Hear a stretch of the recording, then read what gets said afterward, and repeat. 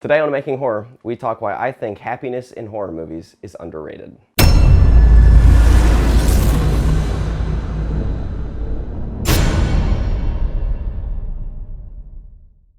Welcome to Making Horror. I'm your host, Ryan Sheets, and I'll apologize, this episode today is going to be a bit short. I'm feeling a little sick, so we're going to keep it brief today. Have you ever noticed that horror movies tend to end on a pretty depressing note? I mean, it is horror and it is supposed to be horrifying, but maybe that's not always the point. Maybe sometimes it's supposed to scare you, but also leave you entertained. So on today's very short episode of Making Horror, I'm going to be talking about why I think happiness in horror movies is very underrated. The other day I was thinking about why Sinister disturbs me so much versus The Conjuring, which is one of my favorite movies of all time. Both feature a family haunted by an entity in their house, but the ending is where these two vastly differ from one another. Now, spoilers for both Sinister and The Conjuring. If you haven't seen it, go do it. I told you last week to go do it. At the end of Sinister, everyone in the family dies except for the daughter, who's now a proxy for Bughuul. Sorry. The ending is so dark, and I mean, with a name like Sinister, I guess that's to be expected, but it just left me feeling drained, and I didn't want to sit down and rewatch it.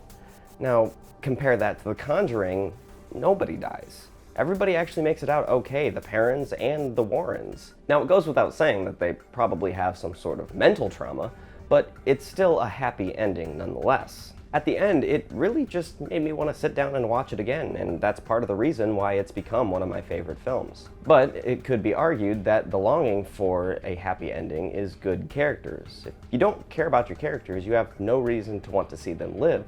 If you want to make a good horror movie, kill off many of the main characters. If you want to make a good movie, the other characters and the audience should feel the weight of those deaths, making it that much more satisfying when the others live in the end. In my opinion, gritty isn't always better. In some cases, it can really take a toll on the audience. Take The Nun, for example, as I pointed out in my review. Don't be afraid to have fun with your work, because if you're not enjoying yourself, how could you expect the audience to?